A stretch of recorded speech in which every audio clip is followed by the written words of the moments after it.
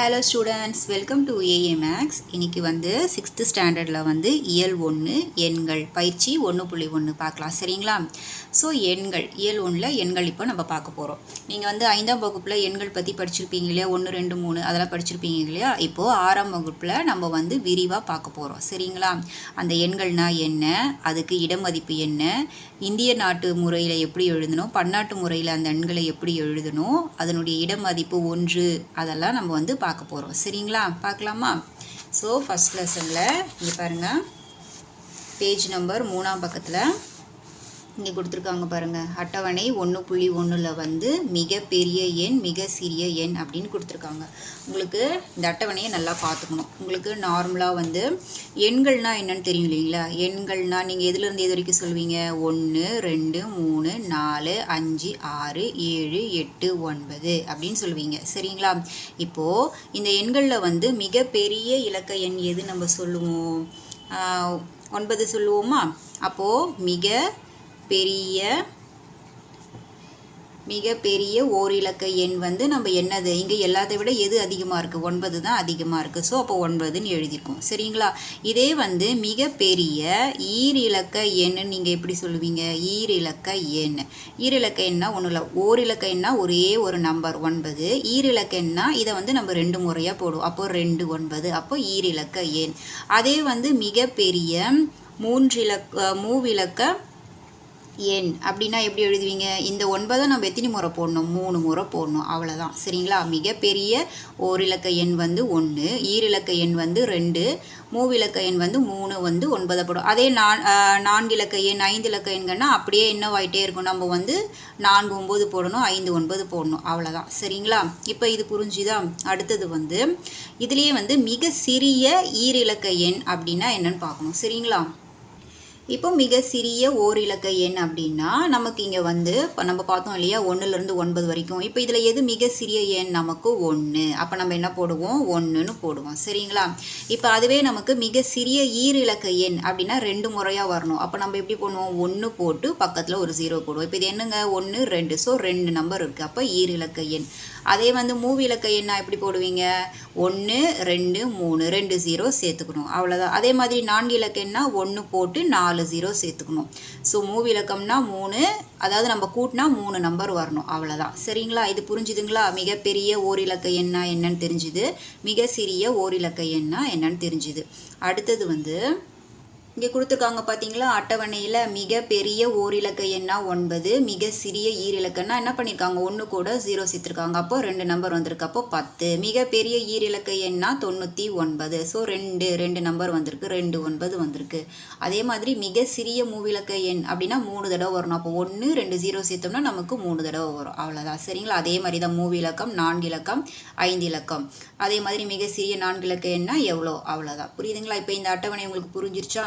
அடுத்தது வந்து இடமதிப்போடைய விளக்கம். அதாவது வந்து இப்போ இந்த எண்கள் இருக்குல்ல, 1 2 3 4 5 6 7 8 9. ஸோ இப்போது இதை வந்து நம்ம இடமதிப்பு விளக்கம் அப்படின்ட்டு பார்க்க போகிறோம். இடமதிப்பு விளக்கம்னா ஒன்றும் கிடையாது, இந்த எண்கள் வந்து இருக்கிற இடம். இப்போ ஒரு எடுத்துக்காட்டுக்கு வந்து ஒரு நம்பர் கொடுக்குறாங்கன்னு வச்சுக்கோங்களேன்.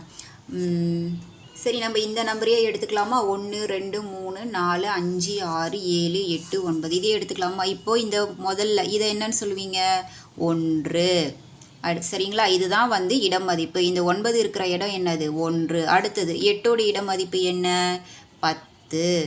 அடுத்தது 7ஓட இடமதிப்பு என்ன, 100. அடுத்தது 6ஓட இடமதிப்பு என்ன, 1000. 5ஓட இடமதிப்பு என்ன, 10 1000. 4ஓட இடமதிப்பு என்ன, லட்சம்.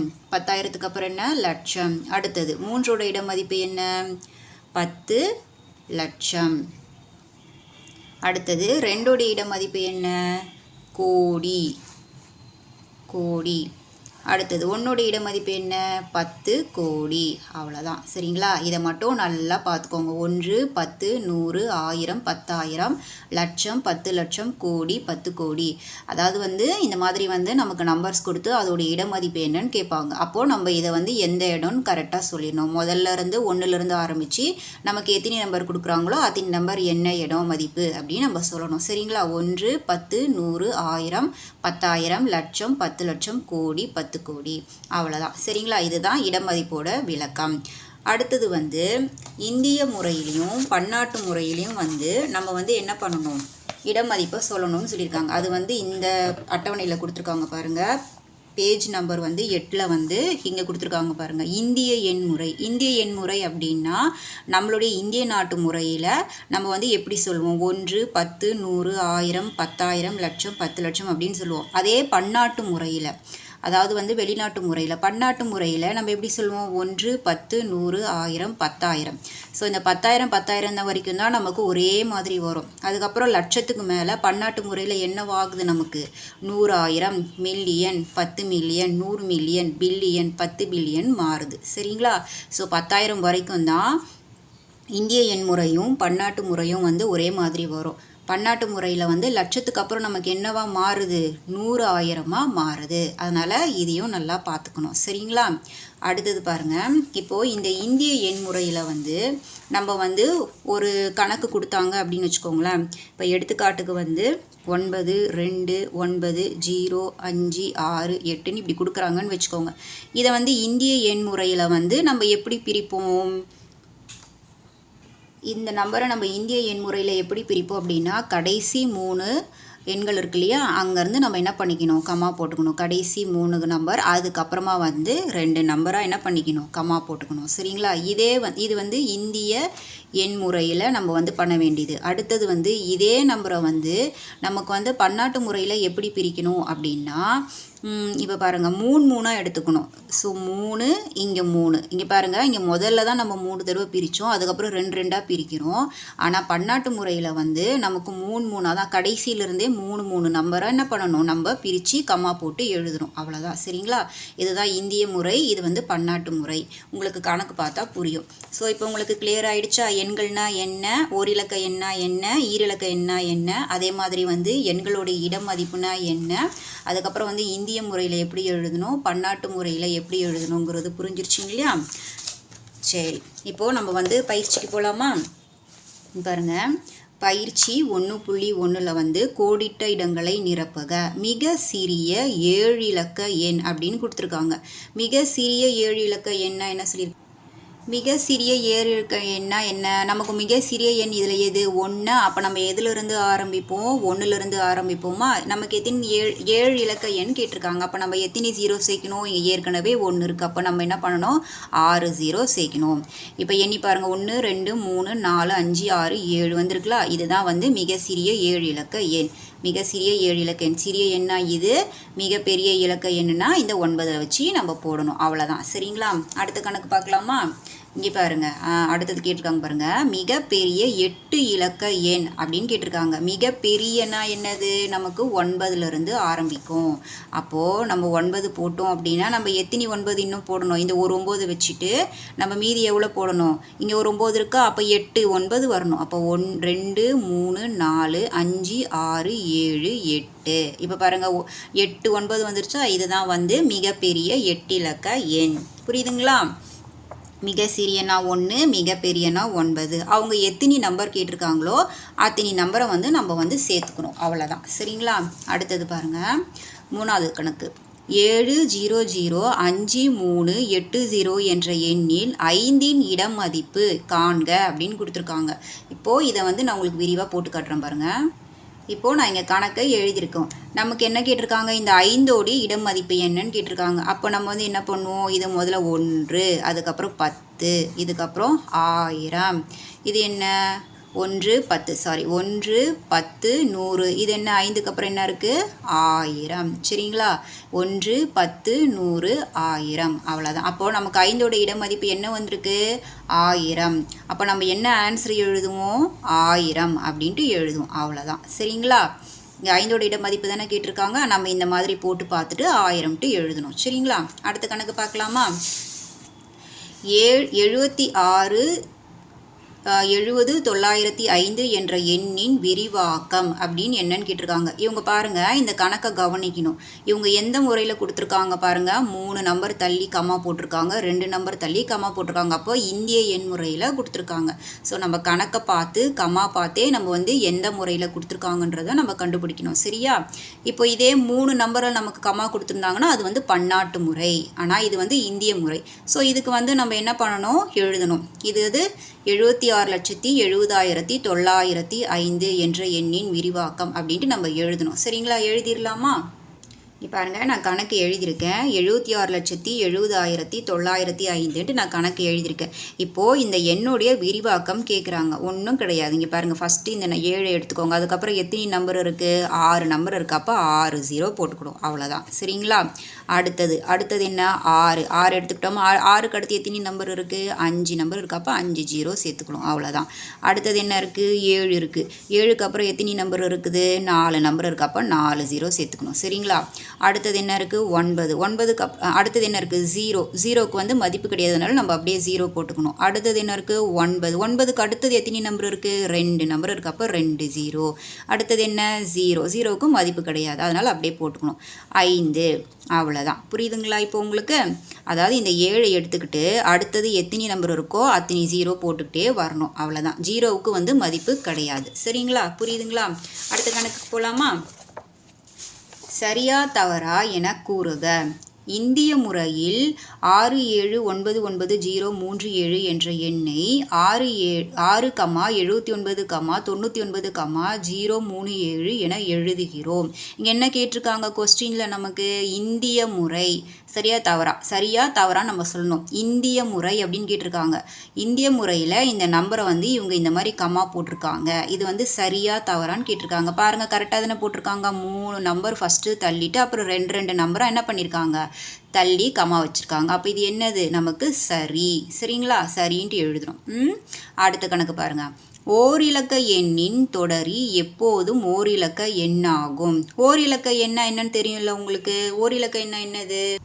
ஓரிலக்க எண்ணை நம்ம என்னன்னு சொல்லுவோம்? 9ன்னு சொல்லுவோமா? ஸோ 9 கூட அவங்க என்ன கேட்டிருக்காங்க அப்படின்னா, ஓரிலக்க எண்ணின் தொடரி, அதாவது வந்து இந்த 9க்கு அப்புறம் வர நம்பர் வந்து ஒரே ஒரு நம்பர் தான் எப்போவுமே வருமா அப்படின்னு கேட்டிருக்காங்க. ஆனால் நம்ம 9 கூட 1 நம்ம கூட்டணும் அப்படின்னா நமக்கு என்னன்னு வருது? 10ன்னு வருது. அப்போ 2 நம்பராகவும் நமக்கு வருது இல்லையா? அதனால் அவங்க கொடுத்துருக்கிறது என்ன? நமக்கு தவறு. சரிங்களா? ஏன்னா ஓரிலக்க எண்ணோட நம்ம எந்த நம்பரை கூட்டினாலும் 2 3க்கு மேலே போயிட்டே இருக்கும். அதனால் அவங்க கொடுத்துருக்கிறது வந்து தவறு. புரியுதுங்களா? அடுத்த கணக்கு பார்க்கலாமா? மூவிலக்க எண்ணின் முன்னி எப்போதும் 3 அல்லது 4 இலக்க எண்ணாகும். மூவிலக்க எண்ணை நம்ம எப்படி எடுத்துப்போம்? ஓரிலக்கம்னா ஒரே ஒரு 9 எடுத்துக்கிட்டோம். அப்போது மூவிலக்கம் அப்படின்னா நம்ம எத்தனை நம்பர் எடுக்கணும்? 3 9 எடுத்துக்கலாமா? 3 நம்பர் கூட நம்ம வந்து 1 கூட்டணும் அப்படின்னா நமக்கு எவ்வளோ கிடைக்கும்? 9 கூட 1 10, இங்கேயும் 10, இங்கேயும் 10. அப்போ நமக்கு 4ம் வருது. இதுக்கு மேலேயும் நம்ம போட்டுக்கலாம். சரிங்களா? இதுக்கு மேலேயும் இந்த 1க்கு பதிலாக நம்ம வேறு ஏதாவது நம்பர் போட்டால் கூட நமக்கு கீழே ஆன்சர் வந்து 4க்கும் 5க்கும் மேலேயும் நமக்கு கிடைக்கும். அதனால் வந்து நமக்கு வந்து எப்போதும் 3 அல்லது 4 இலக்க எண்ணாவே கிடைக்காது. அதுக்கு மேலேயும் நமக்கு கிடைக்கும். ஸோ அதனால் இவங்க கொடுத்துருக்கிறது நமக்கு என்ன? தவறு. சரிங்களா? அடுத்த கணக்கு பார்க்கலாமா? 8 8 8 = 8 × 10,000 + 8 × 100 + 8 × 10 + 8 × 1 அப்படின்னு கொடுத்துருக்காங்க. இவங்க கொடுத்துருக்கிறது சரியா தவறாட்டு கேட்டிருக்காங்க. அப்போ நம்ம போட்டு பார்த்துட்டு சரியா தவறான்னு நம்ம பார்த்துடலாமா? நான் கணக்கு எழுதியிருக்கேன். சரிங்களா? இப்போ முதல்ல என்ன பண்ணுவோம்? 8 எடுப்போமா? 8 × 1 போட்டுட்டு 8க்கு அப்புறம் எத்தனை நம்பர் இருக்குது? 4 நம்பர் இருக்குது. அப்போ நம்ம 4 0 சேர்ப்போமா? அதே மாதிரி ப்ளஸ் அடுத்தது என்ன? 8. 8க்கு அப்புறம் இங்கே எத்தனை நம்பர் இருக்குது? 3 நம்பர் இருக்குது. ஸோ 3 நம்பர் சேர்த்துரும். அதுக்கு அடுத்தது இந்த 8 எடுப்போமா? அப்போ 8 × 8க்கு அப்புறம் எத்தனை நம்பர் இருக்குது? 8க்கு அப்புறம் எத்தனை நம்பர் இருக்குது? 2 நம்பருக்கு அப்புறம் நம்ம 2 0 சேர்த்துட்டோம். அதுக்கப்புறம் அடுத்த 8 எடுப்போமா? 8 × 8க்கு அப்புறம் ஒரே ஒரு நம்பர் தான் இருக்குது. அப்போ ஒரு 0. அடுத்தது என்ன? ஒரே ஒரு 8 × 1. அவ்வளோதான். சரிங்களா? இதுதான் வந்து இந்த 5 8க்கு உண்டான கரெக்டான முறை. அவங்க இதே மாதிரி கொடுத்துருக்காங்களான்னு நம்ம பார்க்கணும். அப்படி பார்க்கும்போது நமக்கு பாருங்கள், இங்கே என்னவா இருக்குது, இங்கே வந்து 10,000ன்னு கொடுத்துருக்காங்க, நம்ம இங்கே 10,000ன்னு இருக்குது. அதே மாதிரி அடுத்தது என்ன, 100ன்னு கொடுத்துருக்காங்க. ஆனால் நமக்கு இங்கே என்ன வந்திருக்கு, 3 0ன்னு வந்திருக்கு. அப்போ இவங்க கொடுத்துருக்கிறது என்ன, தவறு. ஏன்னா 4 0க்கு அப்புறம் என்ன வரும், 4 0க்கு அப்புறம் என்ன வரும், 3 0 வரணும். அதனால் இவங்க கொடுத்துருக்க முறை வந்து நமக்கு என்ன, தவறுன்ட்டு எழுதணும். சரிங்களா, அவ்வளோதான். சரியா, அடுத்தது பார்க்கலாம். கொடுத்துள்ளதை வரிசைப்படுத்தி முடிக்க. இங்கே பாருங்கள், 10 கோடி, கோடி, 10 லட்சம், டேஷ் டேஷ் டேஷ்னு கொடுத்துருக்காங்க. அதாவது நம்ம அந்த அட்டவணையில் பார்த்தோம் இல்லையா, 1, 10, 100, 1000, 10,000, அதே தான் இங்கேயும். சரியா, இப்போ இதை நம்ம பார்த்துடலாமா. நான் இங்கே கணக்கு எழுதியிருக்கேன் பாருங்கள், 10 கோடி, கோடி, 10 லட்சம், டேஷ் டேஷ்னு கொடுத்துருக்காங்க. அப்போ நம்ம இங்கேருந்து ஆரம்பிக்கலாமா. முதல்ல என்ன வரும், 1, அதுக்கு அடுத்தது 10, அதுக்கப்புறம் என்ன வரும், 1000, அப்புறம் 10,000. சரிங்களா, 10,000. 10,000க்கு அடுத்தது என்ன வரும், லட்சம். லட்சத்துக்கு அடுத்தது என்ன வரும், 10 லட்சம் அப்படின்ட்டு வரும். சரிங்களா, அந்த டேஷ் வராது. 1, 10, 1000, சாரி 100 வரும். 1, 10, இங்கே என்ன வரும், 100, இங்கே வந்து 1000, இங்கே வந்து 10,000, 10,000, இங்கே வந்து நமக்கு என்ன வரும், லட்சம். சரிங்களா, அதாவது 1, 10, 100, 1000, 10,000, லட்சம், 10 லட்சம், கோடி, 10 கோடி. அதாவது நம்ம அந்த அட்டவணையில் பார்த்தோம் இல்லைங்களா, கீழேருந்து மேலே வரைக்கும் போகணும். அந்த அட்டவணையில் இருக்கிறத நல்லா படிச்சுக்கோங்க. சரிங்களா, அப்போ தான் நமக்கு ஈஸியாக வரும். புரியுதுங்களா, இதுதான் நம்ம டேஷ் வந்து ஃபில்அப் பண்ணிட்டோம். ஓகேங்களா, அடுத்த சம் பார்க்கலாமா. மிக சிறிய 6 இலக்க எண்களில் எத்தனை 10,000கள் உள்ளன அப்படின்னு கேட்டிருக்காங்க. மிக சிறிய 6 இலக்க எண்ணை நம்ம என்ன எழுதுவோம், 6 இலக்க எண்ணா மிக சிறியனா 1 போட்டுருவோமா. மிக சிறிய எண்ணா 1 தானே, 6 இலக்கம்னு கேட்டிருக்காங்க. அப்போ நம்ம என்ன சேர்க்கணும், 6 0 சேர்க்கணும். சரிங்களா, சேர்த்தாச்சா. இப்போது நமக்கு அதில் வந்து என்ன கேட்டிருக்காங்க, எத்தனை 10,000கள் உள்ளன அப்படின்னு கேட்டிருக்காங்க. அப்போ நம்ம வந்து வகுத்தல் முறையில் பண்ணணும். அப்போ வகுத்தல் 10,000 போட்டுக்கலாமா. 10,000 போட்டாச்சு. இப்போ என்ன பண்ணலாம் அப்படின்னா, இந்த 4 0க்கும் இந்த 4 0க்கும் நம்ம என்ன பண்ணிடலாம், அடி கொடுத்துடலாம். ஒரு 0க்கு ஒரு 0 போயிடுச்சு, இந்த 0க்கு இந்த 0 போயிடுச்சு, இந்த 0க்கு இந்த 0 போயிடுச்சு, இந்த 4 0க்கும் இந்த 0 போயிடுச்சு. அப்போ நமக்கு மீதி எவ்வளோ இருக்குது, 10 தான் இருக்குது. அப்போது இந்த கேள்விக்கு நமக்கு பதில் என்ன, 10. அவ்வளோதான். இந்த மாதிரி வகுத்தல் முறையெல்லாம் உங்களுக்கு போக போக புரியும். சரிங்களா, அதாவது வந்து மிக சிறிய 6 இலக்க எண்களில் எத்தனை 10,000கள் உள்ளது. மிக சிறிய 6 இலக்க எண் எழுதிட்டோம். அதுக்கப்புறம் எத்தனை 10,000கள் கேட்டிருக்காங்களோ அந்த 10,000த்தை நம்ம வகுத்தல் முறையில் கொண்டு வந்துட்டோம்.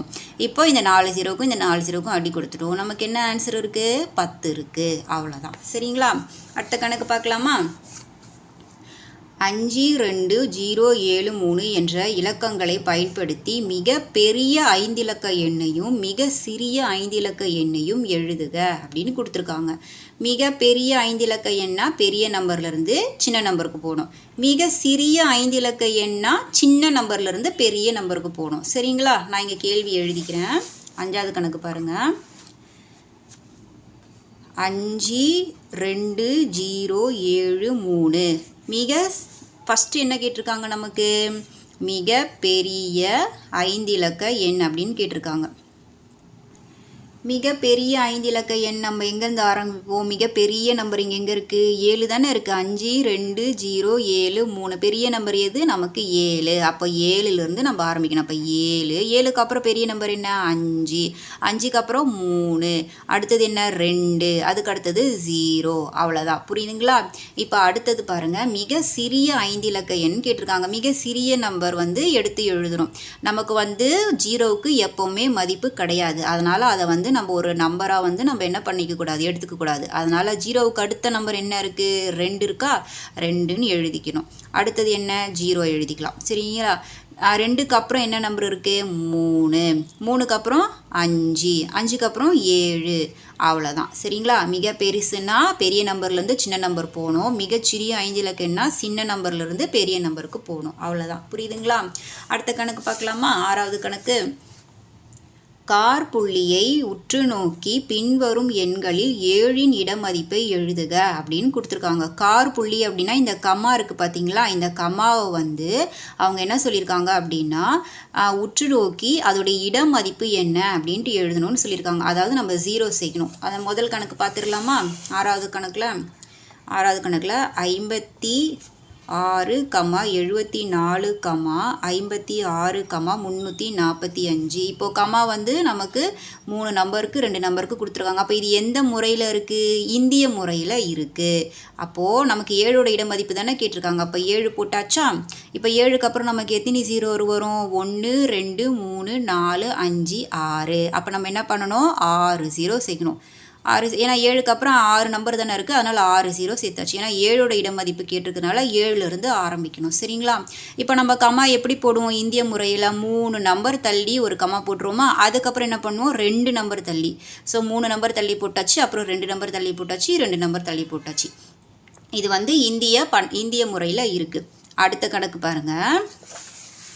567, 456, 345 அப்படின்னு இருக்குது. இது எந்த முறையில் இருக்குது பாருங்கள். கமா வந்து நமக்கு பன்னாட்டு முறையில் இருக்குது. ஏன்னா 3 நம்பராக பிரிச்சிருக்காங்க. அதனால் நமக்கு இது வந்து பன்னாட்டு முறையில் இருக்குது. இப்போ 7ஓட இட மதிப்பு எழுதலாமா? நான் இங்கே வந்து கணக்கு எழுதிக்கிறேன். சரியா? 5, 6, 7, 4, 5, 6, 3, 4, 5ன்னு இருக்குது. 3 நம்பர் தள்ளி கமா போட்டிருக்காங்க.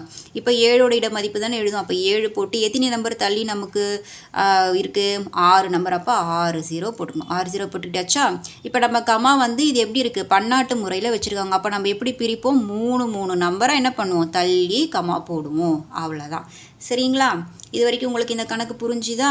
புரியலைன்னா திருப்பி வீடியோவை போட்டு பாருங்கள். சரிங்களா? ஏன்னா 5th ஸ்டாண்டர்ட்லேருந்து நீங்கள் 6th ஸ்டாண்டர்ட் வந்திருக்கிறதுனால உங்களுக்கு சம்ஸ் எல்லாம் பார்க்கும்போது கொஞ்சம் கஷ்டமாக தான் இருக்கும். அதனால் 1க்கு 3 முறை வந்து நீங்கள் என்ன பண்ணணும்? போட்டு பார்க்கணும். அப்போ தான் உங்களுக்கு புரியும். சரிங்களா? சரி, ஓகே. நான் இந்த வீடியோவோட இந்த சம்ஸோட நான் இந்த வீடியோவை முடிச்சுக்கிறேன். அடுத்தடுத்த சம்ஸ் பார்க்கணும் அப்படின்னா நம்மளோட ஏஏ மேக்ஸ் சேனலை வந்து சப்ஸ்கிரைப் பண்ணிக்கோங்க. தேங்க்யூ.